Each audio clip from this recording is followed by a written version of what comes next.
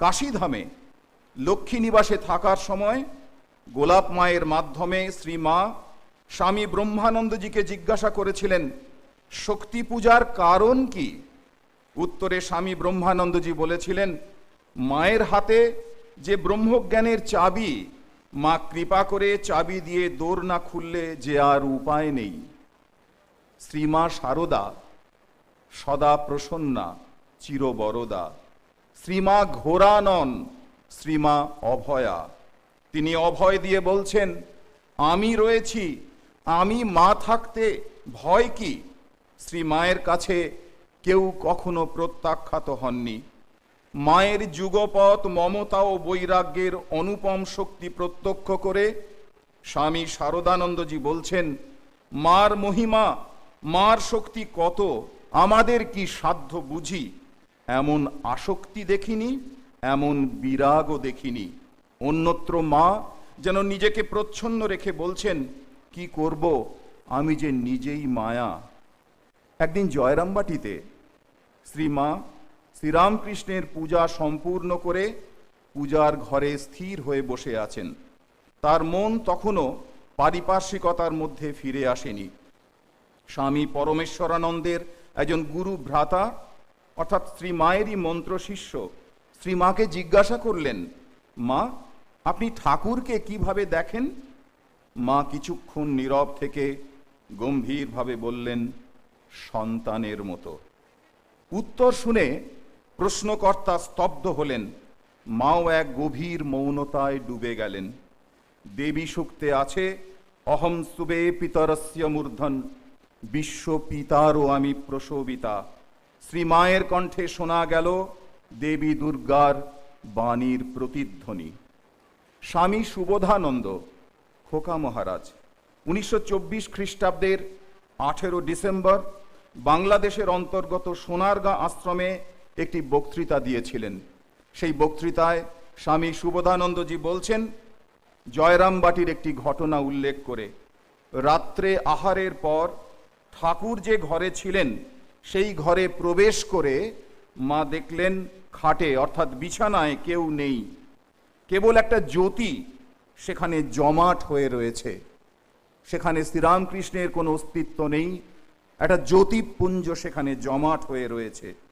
তা দেখে মার বিছানা স্পর্শ না করে ঘরের কোণে হাত জোড় করে দাঁড়িয়ে থাকলেন সারা রাত। রাত্রি অবসানে শ্রী শ্রী ঠাকুর সেই জ্যোতিপুঞ্জ থেকে বেরিয়ে এসে শ্রী মাকে প্রত্যক্ষ করলেন, বললেন, তুমি এই রূপে আবির্ভূত হয়েছ, বেশ বেশ বলে মাকে সাষ্টাঙ্গ প্রণাম করলেন।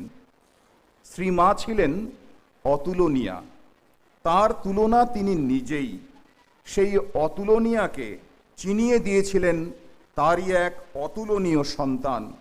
একদিন স্বামী বিবেকানন্দ শ্রীমাকে প্রণাম করে বলছেন, মা, এইটুকু জানি, তোমার আশীর্বাদে আমার মতো অনেক নরেনের উদ্ভব হবে, শত শত বিবেকানন্দ উদ্ভূত হবে, কিন্তু এই সঙ্গে আরও জানি, তোমার মতো মা জগতে ওই একটি, আর দ্বিতীয় নেই।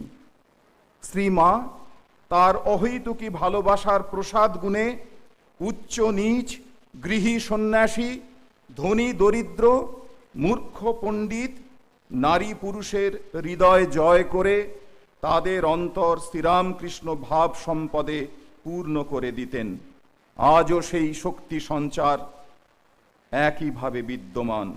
তাই শ্রী মায়ের প্রতি সকলের আকর্ষণ অধিকতর, কারণ শ্রী মায়ের স্নেহে কোনো বাচ বিচার নেই, কোনো শর্ত নেই।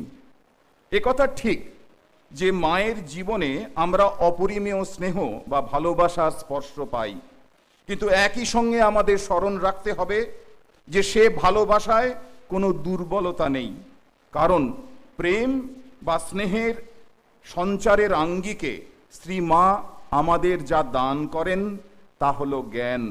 শ্রী মায়ের জীবনে তাই জ্ঞান ও প্রেমের আশ্চর্য সম্মিলন আমাদের মুগ্ধ করে। শ্রী মায়ের মন্ত্র শিষ্য সুরেন্দ্রনাথ সরকার একদিন কলকাতায় মায়ের বাড়িতে উপস্থিত হয়েছেন। শ্রী মায়ের প্রতি অনুযোগ জানাচ্ছেন। কি বলছেন? বলছেন, মা, আমার তো শান্তি হয় না, মন সর্বদা চঞ্চল, কাম যায় না।